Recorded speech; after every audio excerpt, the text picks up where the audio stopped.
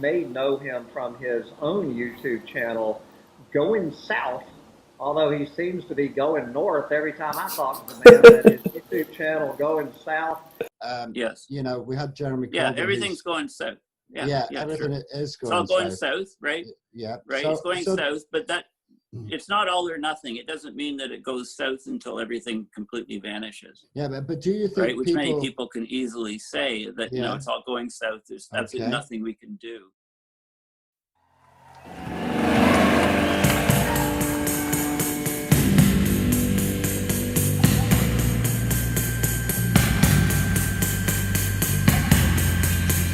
When I saw the sky red, I was born and I was dead.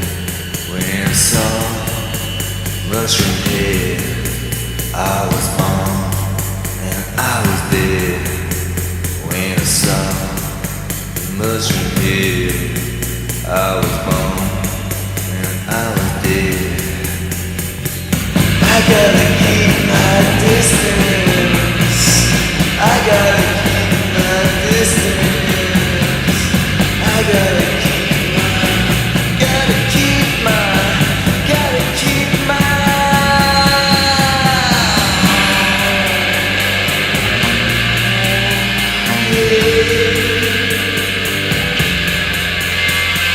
I gotta keep my distance, baby.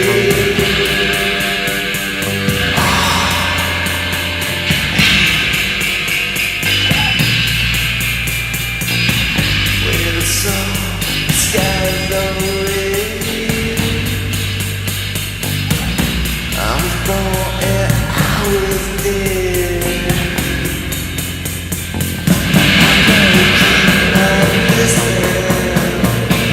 I gotta keep my distance. I gotta keep my, gotta keep my, gotta keep my distance.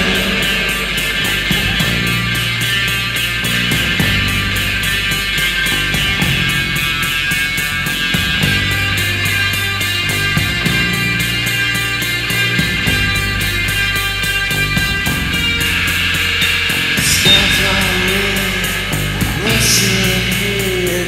Skies are red, mushroom head. Skies are red, mushroom head. Skies are red, and I was dead.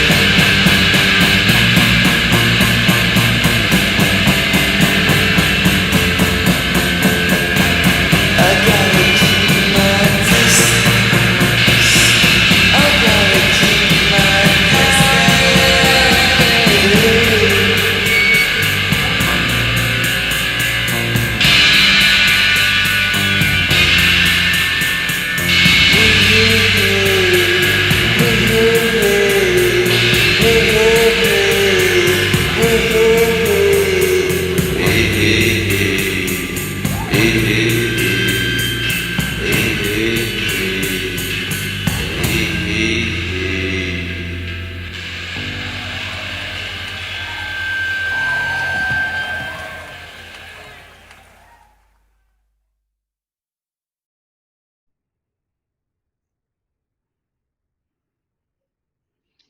So is the Arctic going dark this summer?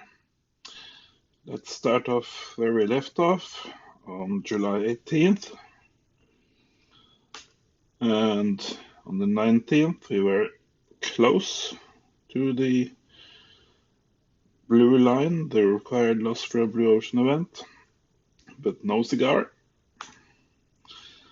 Then on the 20th, we went below zero, which means that we didn't lose any ice. We imported or froze some ice. Most likely we imported ice from the neighboring seas. Remember, this is the Central Arctic Basin. It's the biggest chunk of ice, the biggest area in the Arctic. It's not all the seas around the Arctic. And on the 21st, we were still below zero, so still an increase in the ice in the Central Arctic Basin, or CAB. 22nd, third day in a row, we were below zero, so we imported ice. And you can already see that the dotted line here is going up, because when we don't even lose any ice but import ice, it's going to be so much harder to melt enough ice for the rest of the melt season to get to a blue ocean event. So that's why the dotted line is going up.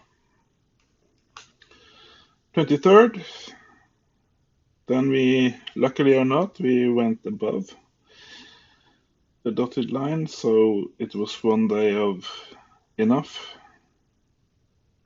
melt or enough transport out of the cab. And finally, the 24th, we lost about 20k of ice. It's below the line, but it's half the necessary loss for that day. So what does it mean? It means that we are going up from 20% chance of a blue ocean event to 23% chance of a blue ocean event. So that's that. And yes. So if you want more context and background for this short video, you can go to this fantastic video, When Will the Arctic Crash? And also this fantastic Arctic in Dark Mode video, where I go into the background for this setup and this way of calculating the likeliness of a blue ocean event.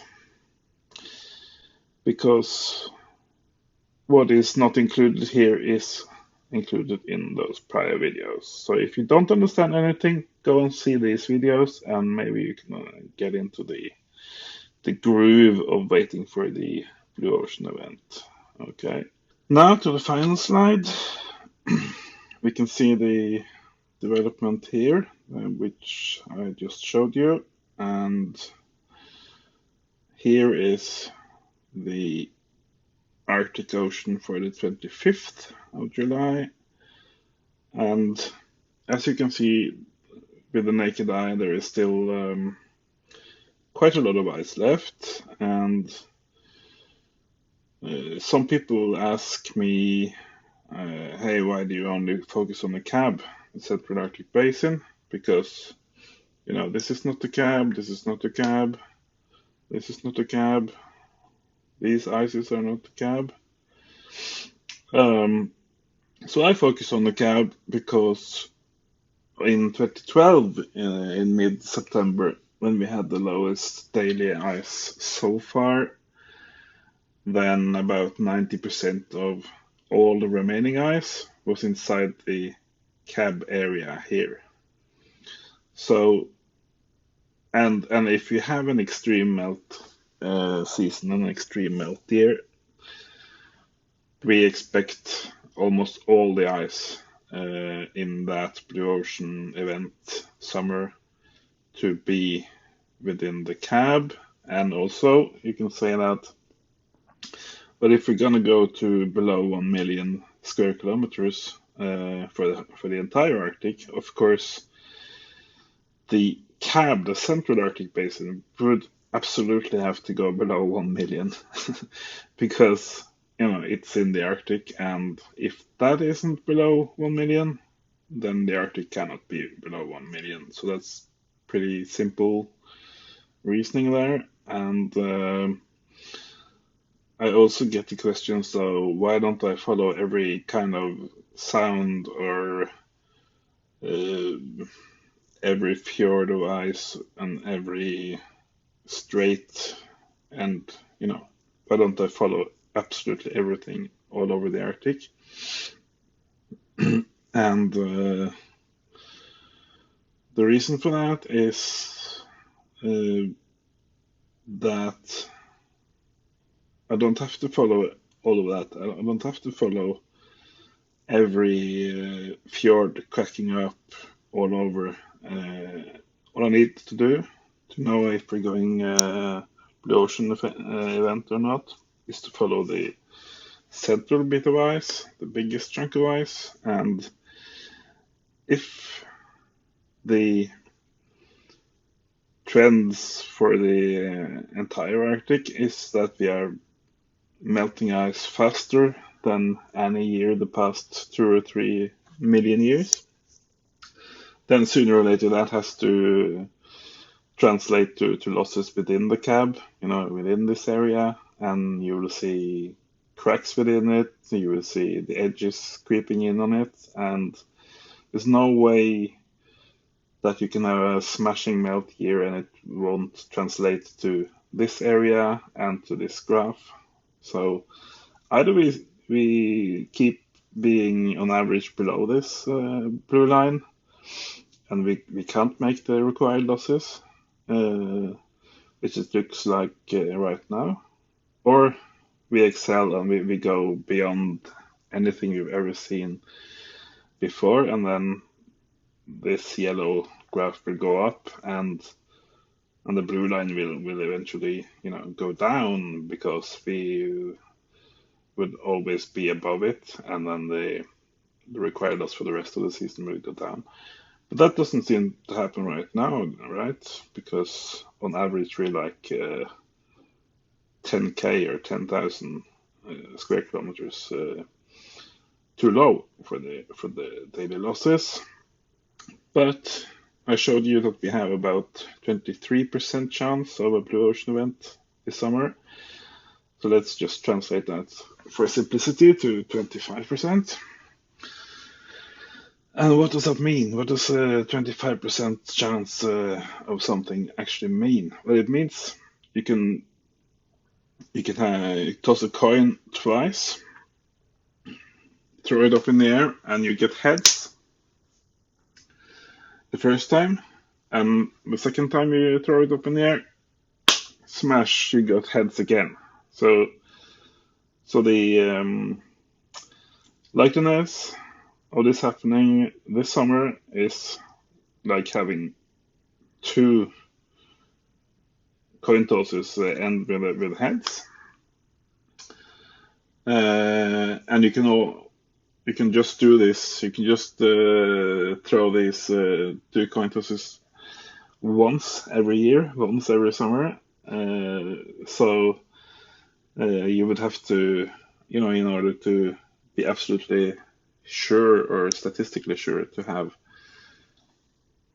heads twice, you would have to do this whole thing 4 times, right?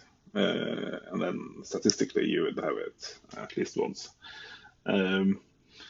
So with a 25% chance of a blue ocean event, you could say that if we are at the same stage with the ice next summer and the 2 next summers after that, then statistically, if the situation was the same as now, then one of those 4 years from 2020 to 2023 would have a blue ocean event. So that means it's not totally unlikely, but it's also not something you would bet the house on, at least this year. But it's it's still a running chance, and it's still an interesting discussion to be had. Okay, bye.